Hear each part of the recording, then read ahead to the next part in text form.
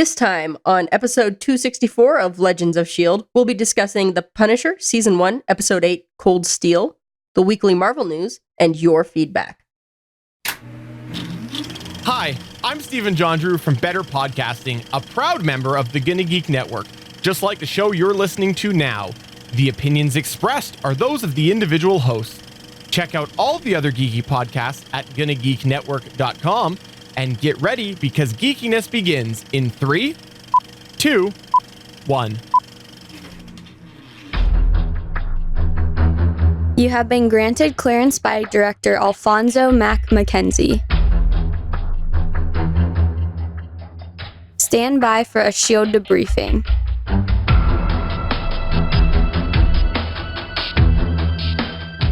All information to be discussed here is classified and may only be discussed among agents granted clearance by the S.H.I.E.L.D. Director. Now it's time for your scheduled debriefing. I'm Director SP. I'm Agent Haley. I'm Agent Lauren. And I'm Consultant Michelle. Welcome to Legends of S.H.I.E.L.D., a Marvel Comic Universe fan show. This show is recorded on Sunday, January 6, 2019, live from the Legends of S.H.I.E.L.D. studios and broadcast worldwide via www.geeks.live. And come and join our live chat there as we record. Ladies, happy National Shortbread Day. That's a great holiday. I don't have any shortbread in my house at the moment. Nor do I. Plus, I'm trying to eat healthier with the new year and all. Yeah, which did not stop me from eating half of a giant Reese's peanut butter cup before we started the show. Live your life. It's also National Technology Day, so I think that has to do with CES, but... Yeah, I feel like we're celebrating that, like, at this very moment. Yeah, that's what I was figuring. So if you don't have shortbread, at least you're celebrating National Technology Day. Also, happy 2019, since, you know, this is, I guess, the first time that we have seen each other in person. Oh, yeah. Well, Happy New Year. Yeah. You guys have a good New Year's? Yeah, I watched Doctor Who and ate good food and played with a puppy. And yeah, I hung out with my best friend. It was a great New Year's. Yeah, BBC America had that all-day Doctor Who marathon culminating with the special, right? Yeah, I'm finally all caught up except for one episode because I fell asleep while it was on. So I missed the frogs, something with frogs. What? They told me it was something with frogs. They're like, "Oh, Lauren, you would have loved the frogs," and I'm like, "Okay." Oh, there was an episode earlier in the series that you had missed that had frogs. Yes, there was. Yeah. So I'll have to watch that at some point. But I'm all caught up on the 13th Doctor now.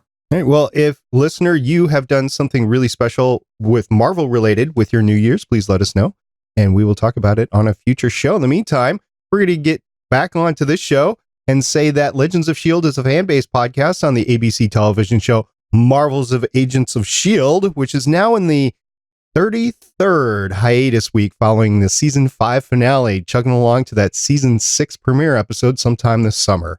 The multiple Marvel Netflix series, the Marvel Cinematic and comic book universes in general as well. Because of sadness sandwiches. If you would like to talk to us about sadness sandwiches, you could visit our website, legendsofshield.com. If you'd like to tell us about your favorite sandwich, you can leave us a voicemail, 844-THE-BUS-1, 844-843-2871. If you would like to, I don't know, maybe share a sandwich recipe with us, you can find us on Facebook at Legends of S.H.I.E.L.D. Podcast. If you would like to tweet us your favorite topping for your sadness sandwich, you can find us at Legends of S.H.I.E.L.D. You can see our wonderful faces on YouTube, www.youtube.com/GonnaGeek. You can tell your Amazon device to enable Legends of S.H.I.E.L.D. skill. And you can join our Discord server chat at GonnaGeek.com/Discord. And remember, Legends of S.H.I.E.L.D. is a proud member of the GonnaGeek.com network.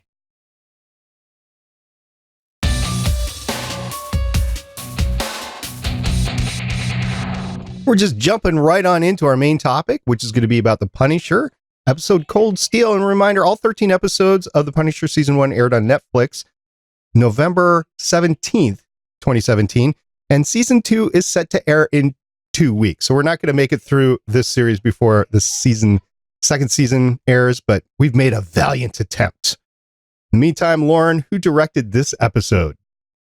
This episode was directed by Antonio Campos, who has 10 directing credits starting in 2002. So there's this episode of The Punisher, 5 of The Sinner, which is on my instant watch queue, Christine in 2016, which is that...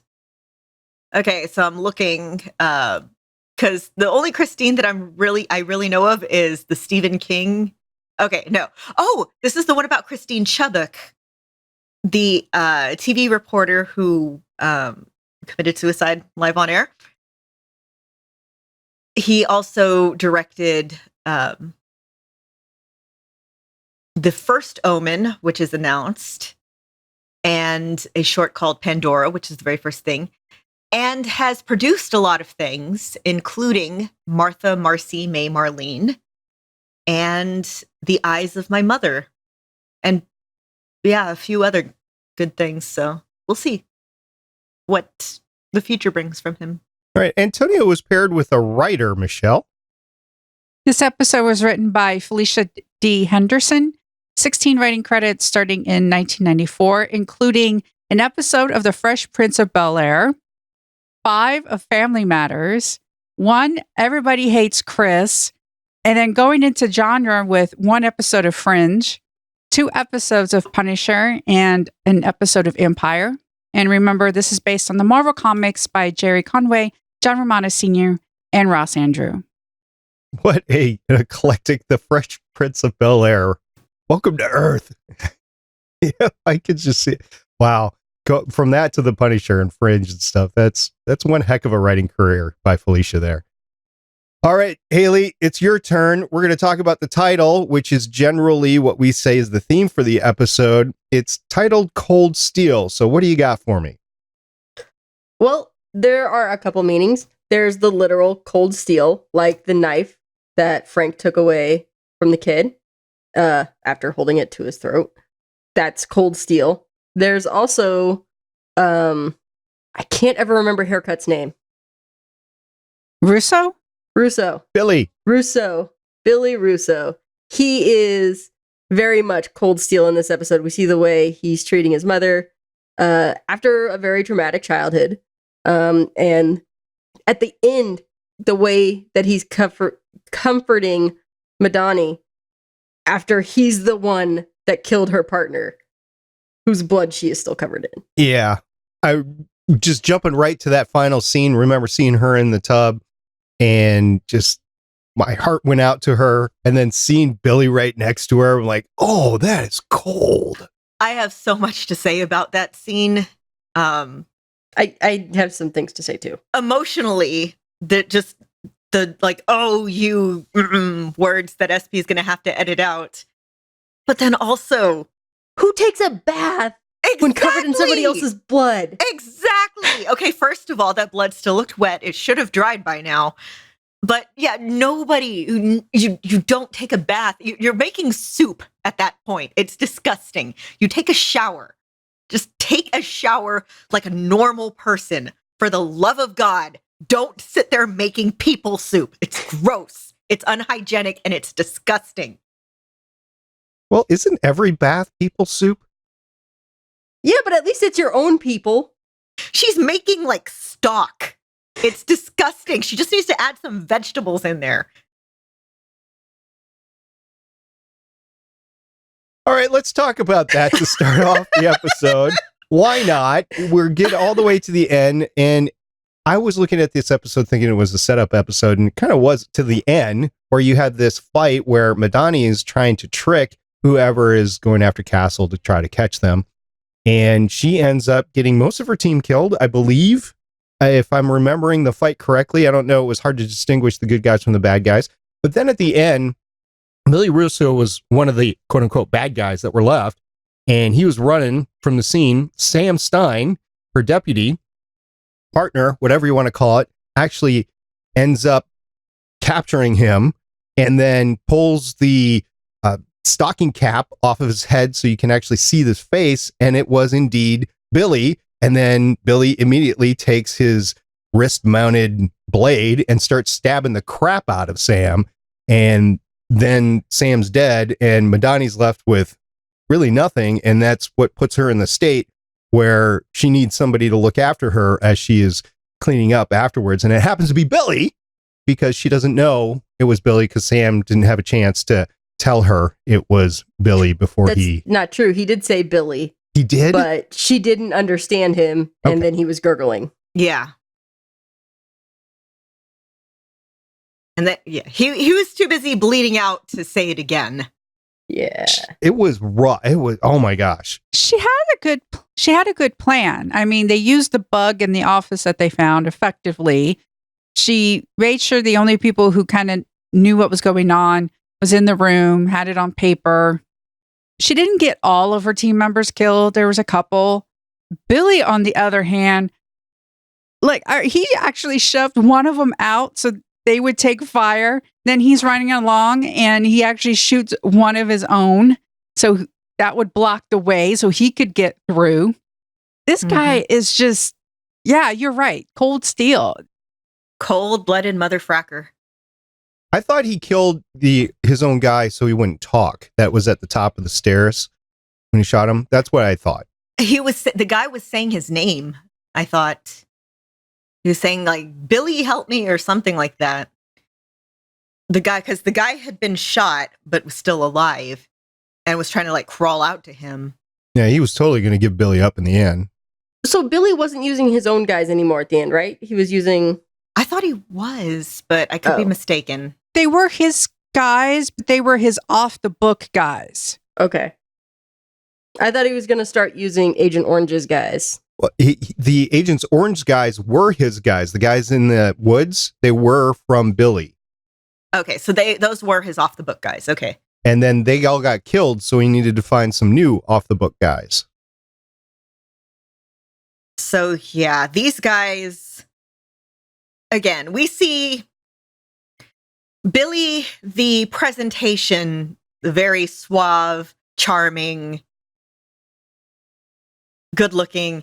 And then the Billy, the real person that we've gotten hints of, we really see a lot in this episode with him basically torturing his mother and leaving these guys to die, using them as human shields, killing one to save his own ass. Just, yeah, we've known for a while that Billy's not a nice person, and this is really driving the point home. He does stand up to Agent Orange at one point, said he's not afraid of anybody, but I think the flip side is true. Agent Orange isn't afraid of him, so if he fails like he did, I think he's in Agent Orange's scope to be cleaned away. Yeah, right now we have two horrible people. Billy's, I guess, saving grace is that he has this veneer of charm, whereas Agent Orange, he is where he is, and he presumably got there by being somebody who gets stuff done and doesn't have to be charming. And we find out that he's from old money, too. Yeah, which, again, if you're rich enough, you don't have to be charming. Look at people in places, we're not talking politics right now, to kind of drive that point home again. I was a little bit disappointed as how this episode began, because we were on the tail end of Frank having Agent Orange in his crosshairs. He shot Agent Orange. The bullet was impeded by the bulletproof glass. And I thought there was going to be this big chase after him afterwards, because he had all the sirens, the dogs, the security, whatever. Apparently he got away scot-free because there was no mention of that other than the picture that was taken through the scope. Frank makes a very interesting point about how the stuff that he's done to him hasn't made any sort of like news chatter or anything. The only thing that's really been said is about Bennett being dead in that hotel room. He even mentioned that Kentucky hasn't caused any like uproar or stuff. On the official CIA and FBI nets, yes. But I think this is them figuring out that they're not necessarily against the official FBI and CIA. They're against somebody that's trying to do this off the books. Yes.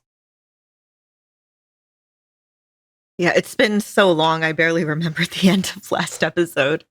It was basically him shooting Agent Orange, and then the alarms going off, and that was it. Okay. Now I remember. Okay. Now I remember. There you go. It took a second. Thank you. No problem. So you've got issues of the Lieberman household, and Frank has to go kind of clean it up, and he ends up getting himself into more trouble. I believe both times, but definitely the first time. Okay.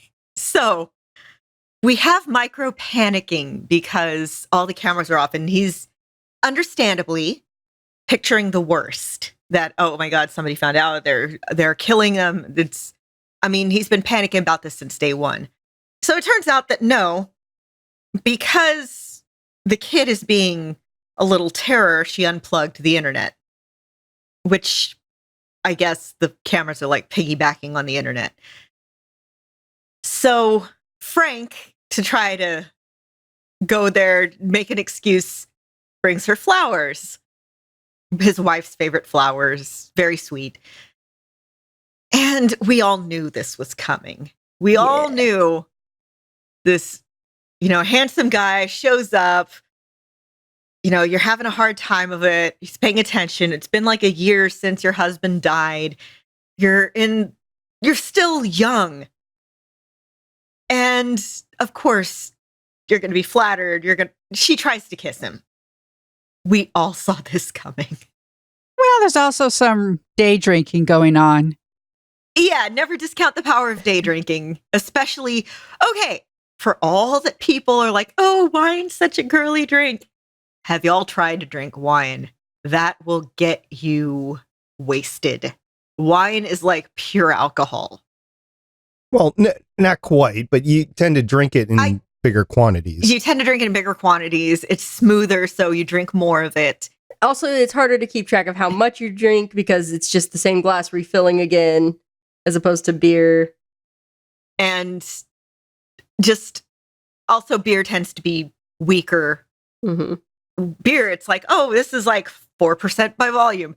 Wine, my mom likes to look for the stuff that's like 12% by volume. I'm a big fan of the aged in whiskey barrel wines. Yeah. Oh, God, yes. Which are very strong. Yes. So, yeah. I don't think she's drinking the good stuff. That's what they're trying to blame it at, but I don't really think she had too much to drink. I think... No, it's just... I'm not blaming it on that. I'm just saying that... It was a good excuse. It's a good excuse when you... I feel like she's been working herself up to this. SP, you're married. I don't know if you've had this discussion with your spouse of what's going to happen after I die. I want you to find happiness with someone. I want you to live your life. I've had this discussion. And again, it's the whole, I don't expect you to be celibate forever and, live life like a Victorian widow. But the complication here is that Micro is still alive and watching with his little sadness sandwich. Very good looking sadness sandwich. It was a nice sandwich. Very fresh produce down in the bunker. I mean, wow. He gets some really good, like, I don't get produce that good looking at my, grocery stores. They do live in a port town. I think it's interesting. Sarah is like, does it make me a bad person for me wanting to move on? One, no, it doesn't. And two, here we have Frank who's bringing her his wife's favorite flower. And he keeps, we got the story about how he met his wife, and he tells Micro, I don't want your wife. He's still hung up on his. And I'm just like, Frank, it's okay for you to move on. It's okay, man. Get out there. Yep. You're young and you're not bad looking. But at the same time, he's working with Sarah's husband, even though she doesn't know he's alive. So it is complicated. I mean, if I'm not saying that he should be getting it on with her. I'm just saying I ship him and Karen. but yeah, in general, I think that's complicated by the fact that, again, as we've discussed, because of the nature of his TBI, he's still kind of forever stuck in a moment. And I think that's going to make it a lot harder for him to move on emotionally. yeah, because when they get to the end of the thing, Micro wants to exchange Agent Orange for basically getting out of it, and Punisher's like, no, we're going to kill him. That's the way it's going to be. He's still on the revenge tour, and I don't think that'll ever leave Frank Castle. Yeah. And we see Micro again. Okay, so as we've discussed, Frank tries to go talk to this kid who has been like threatening people with a knife, the knife discussed earlier in the episode. And Frank does a very tough love. I would not recommend this. This is child abuse, pulling the knife on the kid. And the kid's like, do it. And it's like, whoa, kid, hardcore. Even Frank's like, whoa. And it turns out this kid's been miserable and has been acting out kind of just because he's been so miserable. We all knew that, hey, this kid's not coping well. We just didn't realize how not well. This show is all about kind of people just not coping well, by the way. Yeah, I was thinking if that tape ever got out of what Frank was doing to the kid, that would not be good. I mean, it's not like he's not wanted to begin with. I was going to say, Frank's got a long list of things. But yeah, everybody in this show needs a therapist. Every single person. Yes. So then Micro comes and is like, my kid needs me. And it's like, yes, he does. But the thing is that Frank, I think, does have a point that you are going to get killed for real. I'm not sure if they are going to. I think Frank is being a little bit paranoid with the whole they are going to kill your entire family. But if anybody has reason to be, it's him. And just, I don't know. This is not a good situation for anybody. We got a question for you guys. So when Billy was in the mindset of trying to get some new people on his team, who thought that Lewis was going to enter into the equation? For a second, I thought one of the guys was Lewis. And then I realized, oh, wait, no, wrong face. So I thought, we were wondering last episode, like, how are these paths going to cross again? I think this is still a legitimate way that they are going to cross. Like, Billy is going to have to hire Lewis to go help go after the Punisher, and that's how it's going to happen. But there's still a lot of dominoes that need to fall between here and there. Yeah, we still got 5 episodes. Guys, how long have we been watching The Punisher? It feels like forever.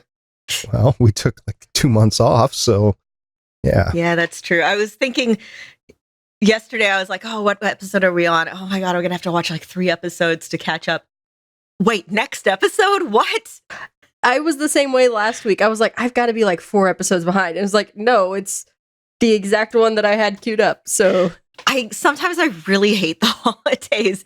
I was telling, my friend and Scott earlier that the past, I don't know, several weeks have just felt like this weird, I don't know if y'all watched The Good Place, but there was an episode a couple weeks ago where they were explaining time, and they call it Jeremy Bearimy, because if you draw out the flow of time, it looks kind of like the name Jeremy Bearimy written in cursive. And it's kind of like that. It's like this time has felt like the eye on Jeremy Bearimy. It is everywhere and nowhere at the same time. Nothing makes any sense. I don't know what time it is. I don't know what day it is. I only know what year it is because everybody's like, happy 2019. It just sounds like the elongated man trying to explain timey-wimey stuff to the Flash crowd. All right. Anybody else have anything about this episode that we haven't covered already, Haley? I don't think so. So when Micro's very drunk, he's not handling Sarah kissing Frank very well. And he's like, "Oh, I'm hung like a moose." Dude, when you met, he knocked you out and stripped you. He knows what you look like naked. So I kind of thought that scene was like the start of somebody's fanfic. Right? They've been alone down in that bunker for a while now. It's like, "Oh, I'm hung like a moose." "Oh, prove it." And then they kiss. Micro's all like, "Do you miss sex?" Frank And would be then like, they kiss. "Yes." And then they kiss. I was just thinking Frank was just letting him get away with it because, he did just kiss his wife, even though he didn't want to. But I think Frank was taking that as his penance for doing that. What else are you going to take? Michelle, anything else in the episode that we haven't talked about? And then they kiss. All No, right. I'm good. All right. Any predictions for next time without the fanfic? Haley. You ruined mine. That is my prediction for next time. Okay. And then they kiss. Michelle? It is called Front Toward Enemy.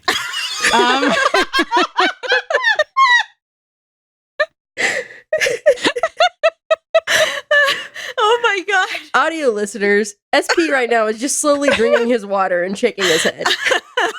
Okay. Not and then they kiss. And then they Okay. bone.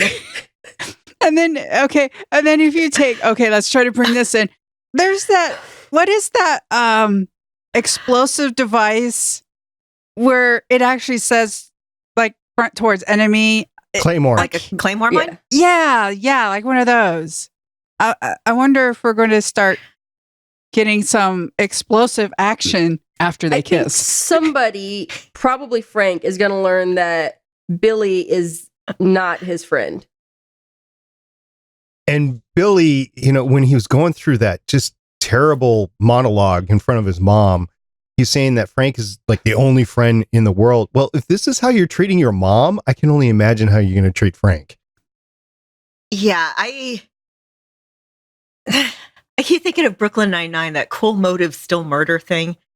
He had a terrible childhood, but he's still torturing an old woman who's bound to her bed in a nursing home. Yep. Not cool, dude. No. And I'm surprised that she hasn't been able to say anything to like the orderlies or the nurses Well, or he's anything. drugging her. Yeah, he is Every drugging week. her. She seemed a little bit coherent though when he walked in the room with the nurse. Yeah, and then he drugged her again. Yeah, like the dosage that he gave her was wearing off, and so he drugged her again. That's what he does. Okay, I hate to be a downer, but if you read the news lately, you may have seen an item about a comatose woman who they didn't realize was yeah. pregnant until she gave birth. And stuff like this is not an unknown occurrence in nursing facilities and care facilities. Abuse goes on constantly. And it's often just kind of ignored because, they don't know what they're talking about. Oh, that person, they're crazy. Oh, they have dementia. Oh, they don't know what they're talking about. Oh, they're imagining things. So it's really, really easy for people to get away with abuse in care homes, nursing homes, places like that. So first of all, if you have a relative in a care home or a nursing home, I'm very sorry. I do know what that's like, and I know it's very difficult, and you can't be there all the time, and it's an incredibly depressing place, so I know you don't want to be there all the time. But please do your best to listen to them and to keep your eyes open to what's going on. If you work in these places, I know that not everyone is like that. It's always only a few bad apples, but the rest of that saying is bad apples spoil the whole bunch. So please continue to just keep doing your best to be a good person. Rant Indeed. over. Indeed, because most of us will end up in that situation in the end anyway. All right. So that's it for this week's episode of Punisher. Next week, we will talk front towards enemy, and we will see we have more Claymore explosiveness towards Frank from Micro, I guess. And in the meantime, Michelle, we have a bunch of other content that people can go check out. That is true. One of the podcasts is called On the Bubble, on episode 34, called Why Were They Canceled? And Canceled Sci-Fi TV. Author John J. Joix shares his expertise on North American TV ratings, plus why sci-fi and fantasy shows have always struggled for renewals. John is the author of Why Were They Canceled? And Canceled Sci-Fi TV. Again, that's On the Bubble podcast, episode 34.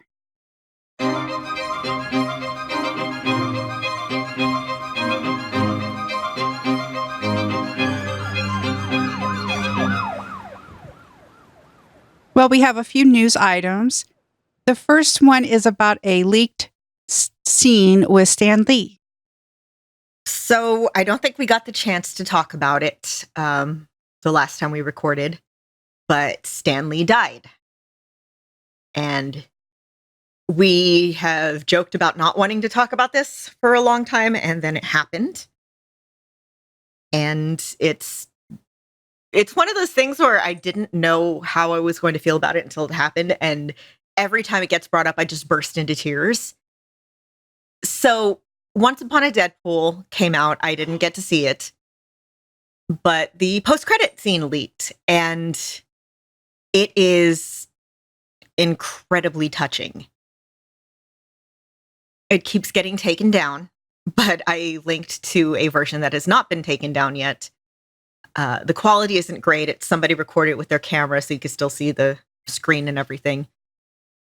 But again, I cried watching it. Yeah. Yeah, we talked about Stan Lee last episode because we recorded last week on this, but previously, the last time we recorded was November 11th, and that night, Stan Lee passed away. So the 2 months intervening, we didn't have a chance to talk about it. And Lauren, is there anything else that you'd like to say if you weren't with us last week? Yeah. He lived a long life. He left a very good legacy behind, in some cases a complicated legacy. But you really can't discount what he left behind and the effects that he left behind on pop culture, and especially on what superheroes became, what comics became, what movies became since, all the Marvel movies came out. And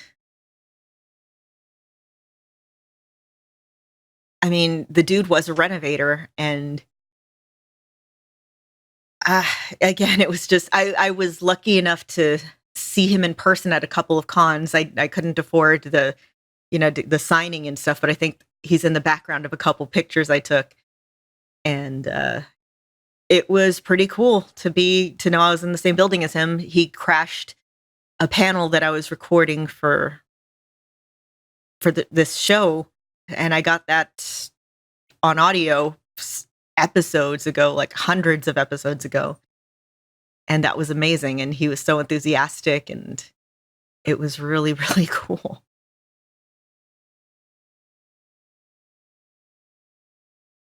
Well, moving on to, Punisher, we have a trailer and a premiere date. So this trailer is about a minute and a half long. And I will say it is spoilery if you have not watched the end of the series. But we have discussed, when the next season is coming out, towards the middle of this month, on the 18th? Yes. So this features Frank and presumably the main antagonist for next season. If you want to keep surprised, don't watch it.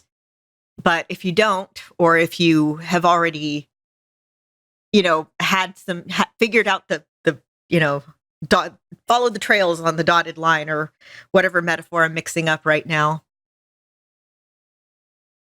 it's a good first look. I have to admit, I'm trying to stay away from stories about season 2 because, again, we have 5 episodes left. So I'm trying to avoid too many spoilers. Luckily, I have a ton of other TV I'm behind on, so I don't have to rush through Punisher. Yeah. If you love spoilers, we have a spoiled-filled review of Runaway Season 2. Speaking of TV shows I'm way behind on, Yep. /film.com has an article called Runaway Season 2 Spoiler Review, Remixed Comic Book Origin Leads to True Success in Show's Second Round. And, okay, so I still have not caught up with Season 1 yet. Again, there's so much TV. And looking at some of the stuff in this article, it looks okay. We already know from Season 1 they changed up some stuff from the comics. They are bringing in some fan favorites from some story arcs. They have changed some stuff up. I'm really interested in watching for myself. And everything looks really cool. It sounds like it's all still amazing. And I need to sit down and watch it. It's just right now it's like I'm so busy that whenever I have a moment to sit down and watch TV, I'm like, okay, let me just sit down and watch Nailed It or something I can just don't have to think about. Worst Cooks in America. God, yes, I love that show. I know, it's an unintentional comedy, isn't it? Yes, it's like, I keep thinking of from last season, the guy who tried to just boil a whole coconut. And it's like, I know I wasn't a very good cook several years ago, but I never tried to do that. This show gives me such unintentional, and it gives me anxiety and laughs all at once. It makes me feel really good about my own cooking abilities. Yeah, sometimes you just want to feel like a functional adult in comparison. Well, I have watched season 2 of Runaways, and I can tell you that it is just as good as the first season. It went places I wasn't expecting. I have to admit, I didn't read the comic, so I'm very surprised, and I like where it's going. Oh, I hope you read the comics at some point. They're so good. Going to some movie news, we have a fan theory about Loki being confirmed. All right. There has been a theory going around for years. Loki apologists have just been like, okay, no, he was mind controlled the whole time. Loki has been mind controlled. And a lot of us were like, oh, yeah, right. I mean, cry more. You just want to hug Loki. So it turns out that they might have been right. There is an article on Esquire.com. And Marvel wrote on its official website, arriving at the sanctuary through a wormhole caused by the Bifrost, Loki met the Other, ruler of the ancient race of extraterrestrials, the Chitauri, and Thanos. Offering the god of mischief dominion over his brother's favorite realm, Earth, Thanos requested the Tesseract in return. Gifted with a scepter that acted as a mind control device, Loki would be able to influence others. Unbeknownst to him, the scepter was also influencing him, fueling his hatred over his brother Thor and the inhabitants of Earth. And then they pointed out, this tracks with the quote from Loki, I remember you tossing me into an abyss. We saw that never happened. So you know how he's been just a lot more fun and cheerful and everything after Avengers? And a lot of us were like, oh, haha, it's just because Joss Whedon is inconsistent. It looks like they're kind of retconning that with, no, it was the mind controls. It was the Mind Stone. Yeah, we talked about it last week, and one of the factors that could have gotten him out of the mind control was actually the puny god moment when he was slapped around quite a bit, and his head might have been knocked right afterwards. So it is possible, but ultimately I think from a monetary standpoint, and I hate to be the naysayer here, but it sounds like they're just trying to retcon him for the TV show so that they can get some more juice out of him. Okay, so as a Star Wars fan of many, many years, I am fully familiar with just tangling yourself up in retcons. And as retcons go, this one is a pretty mild one. in that it's only really one thing and it's actually supported by what's on screen. So I'll allow it. I mean, there's nothing you can do about it. Either it is true or it's not. No, And no, it's up to me and I allow it. as far as Disney's concerned, they've already wrote it and it's good to go. No, all up to me. I'll allow it. Okay, you can live in that fantasy world. Have you Lauren. seen the end of season 2 of The Newsroom where he's like, I've decided not to fire you? And they're like, good, because we're not quitting. Well, I haven't had a chance to see Into the Spider-Verse, but it has been very, very popular and I can't wait to see it. And guess there's already a sequel confirmed. Have any of y'all, am I the only one here that's seen it so far? Yes, you are. Okay. It is amazing. I saw one review that I think perfectly sums up what's so good about it visually. Comic book movies, they do a good job of taking a comic book and making them, they transfer it to a movie screen. Yay, it's a movie. This turns a movie into a comic book. It's beautiful, it's fun, it hits emotion at all the right spot. It's a visual spectacle. That said, I will say if you have light sensitivity, like, you're prone to migraines or epilepsy, yeah, you might want to be careful. Because, yeah, flashing lights and everything. Right. So I haven't had a chance to see it yet. I went to go see Aquaman with the family on Christmas night instead. So did I. I was going to ask, since you've seen both, which one would you prefer over the other?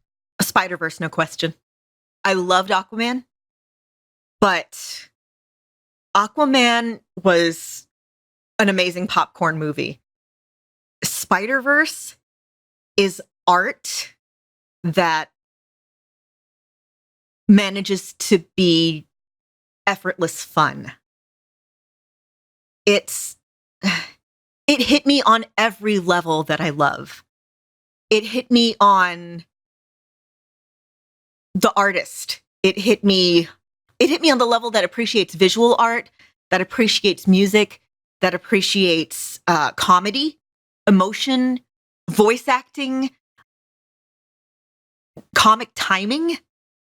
There's the part of me, the nerd part of me that's like, oh, that's when that happened, and that's when that happened. That's a reference to this, and that's a reference to that. That's just everything. And you're going to want to stay after the credits. I know of at least one listener who's going to be very happy by a certain cameo. So, yes. I wanted to go see it. Unfortunately, December is a busy month to begin with.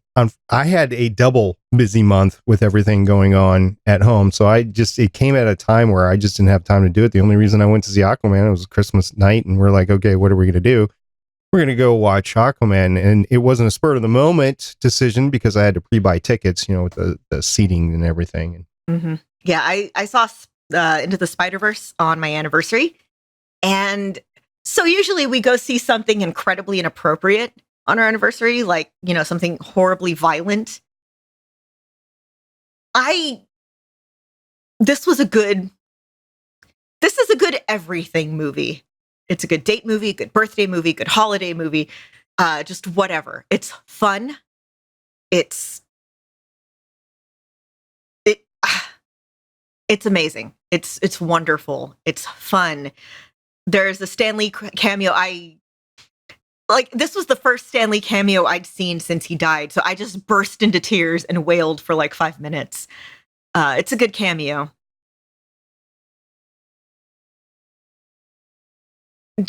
Guys, y'all have to see this movie. I was supposed to see it over Christmas with my brother, and he went and saw it before I got back to town.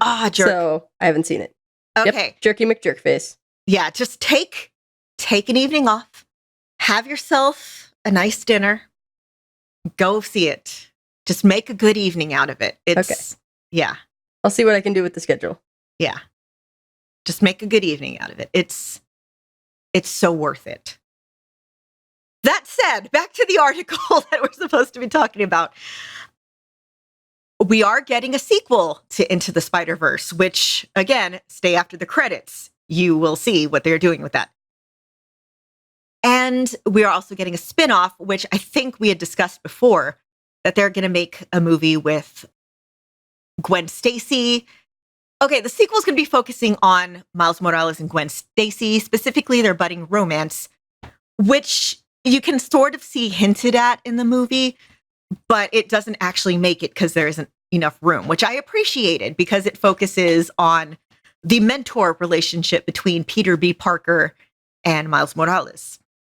Gwen Stacy is getting her own spinoff that's also going to feature Silk and Spider-Woman.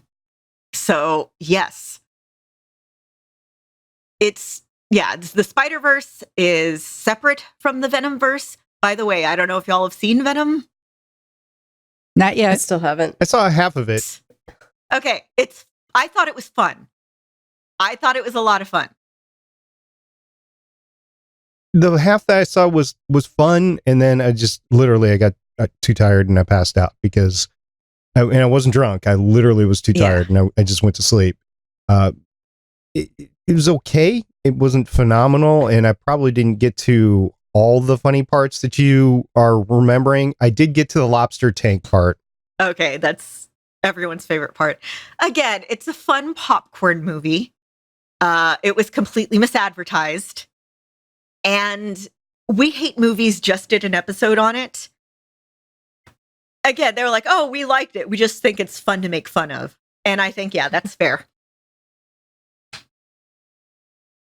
But it is separate from Into the Spider-Verse. So just for anyone who was wondering. Well, Marvel has announced a Shang-Chi movie. Yes, they are fast-tracking Shang-Chi to be its first superhero movie tentpole franchise with an Asian protagonist. I guess they learned from Iron Fist and from Black Panther. Because, hey, people really like representation. The film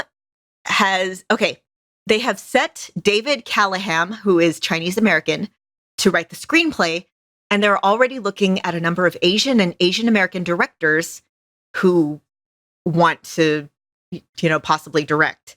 They're going to be, I guess, going with a majority Asian cast. And for anybody who wants to know, Shang-Chi first appeared in Marvel. It says here Special Marvel Edition. I think they mean Marvel Special Edition.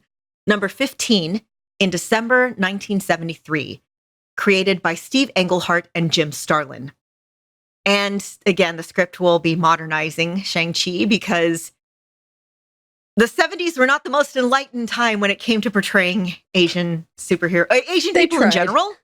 But so we'll see if they decide to move forward with that. Fingers crossed. I would really, really, really like to see more diverse superheroes on screen. Give me Jaime Reyes, the, Mexican-American Blue Beetle from El Paso. Give me Kamala Khan. Gimme. Yeah, gimme. We're a diverse planet. We can have diverse superheroes. It's cool. This is 2019, guys. We can do it. And speaking of diversity and representation, our last piece of news is about how women-led films dominate at the box office. Okay, so this is from theguardian.com. Women-led films dominate at the box office, study find. Media research agencies found that films with female leads that passed the Bechdel test did better than male-led equivalents at every budget level. So, real quick refresher, the Bechdel test, it's a thought exercise. It's not saying like, okay, this is what movies need to be good. It's just a thought exercise. Find any piece of media that has 1, 2 female characters, 2, who are named, and, it's 2 named female characters who talk to each other about something other than men. Yep. For at least 2 minutes. And you will be surprised at how hard that is. But according to a report compiled by media research agency Shift 7 in a collaboration with CAA, which is a media agency. Revenue for 350 high-grossing films released between 2014 and 2017 was assessed, and the average results for female-led films did the best at every budget level. So we keep saying this. Women want to see ourselves in movies. People want to see themselves in movies. Women have disposable incomes. Women will pay to see ourselves in movies. I mean, I don't see how the math is hard here. We tell people like, hey, go see this movie. It's awesome. Charlize Theron gets to like drive a giant truck and be awesome in it. And people will go. Like our friends will go see it with us 4 times.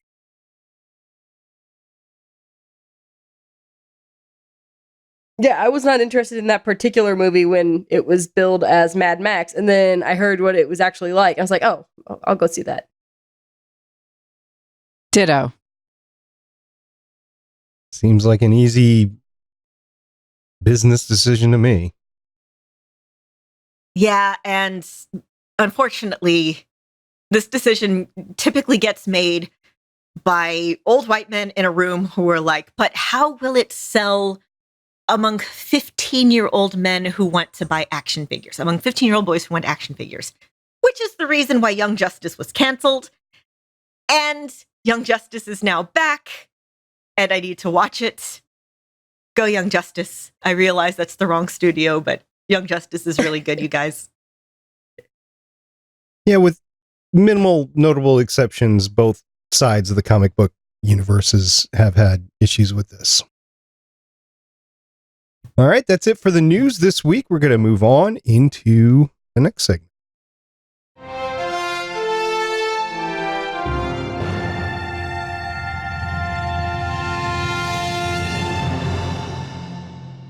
All right, so we're starting off with a little Twitter chatter. This one was from @AdonnaGirl. Bad thing about going back and watching the older MCU movies is becoming sad when you wonder if a character survived the snap. Please say Lewis is okay. Yeah, as far as I have seen, the Russo brothers have not responded on whether or not Luis is okay. So, I don't know. What do y'all think? Will we see him in Avengers Endgame? Someone has got to recap Infinity War for everyone, and that has to be Luis. He could do it. It would be amazing. Yeah, it definitely would be amazing. And there's nothing saying that he's not in the van as Ant-Man rolls up to the Avengers compound. So someone had to let him out of, I was about to say inner space. That's not it. Quantum space? Yes. Yeah.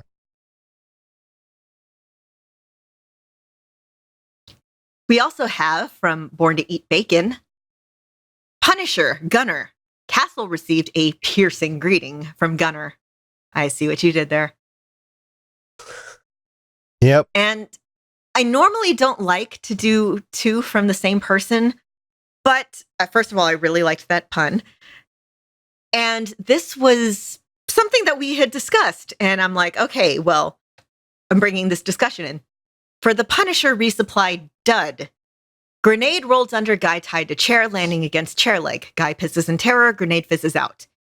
The powder had been removed from the grenade. Only the igniter was present.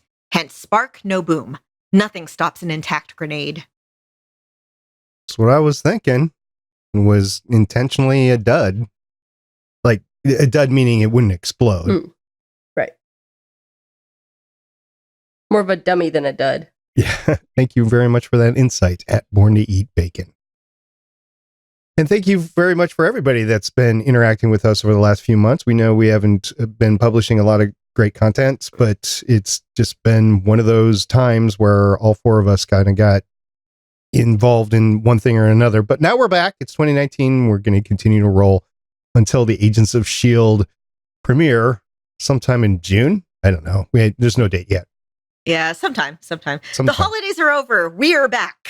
That's right. So we're back, and we're going to drink too much rosé, and now we're going to have to go home and get this one out.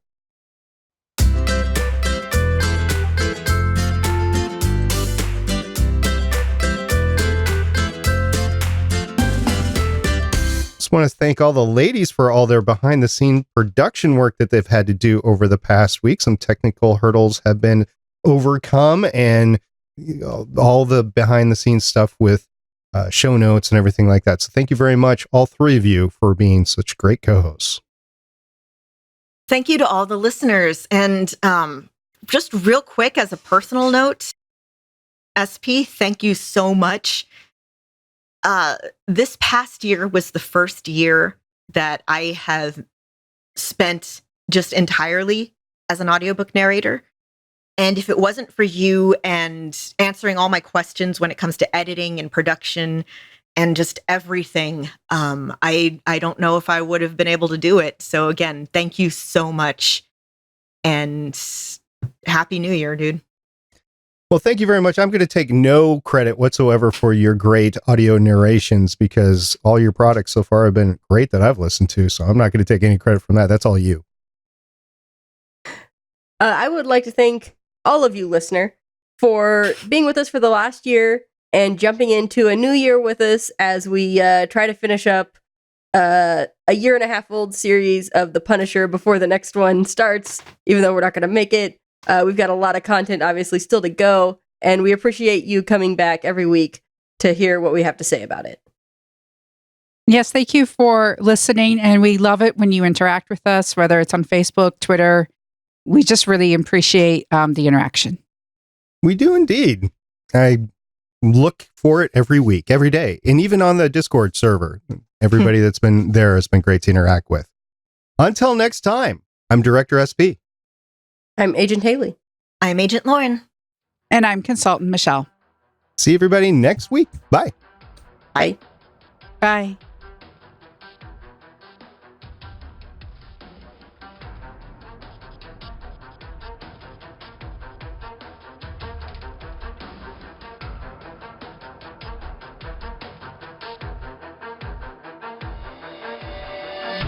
Thank you for listening.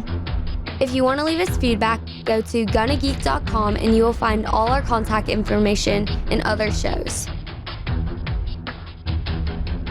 You can also visit legendsofshield.com, where you'll find our complete archive of podcasts. The music heard on this podcast is by Kevin MacLeod, found at incompetech.com, and also artists on pond5.com and audiojungle.net.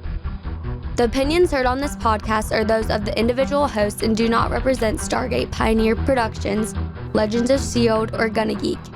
Agents of S.H.I.E.L.D. is the property of the Disney Corporation, Marvel Studios, and ABC. No infringement is intended.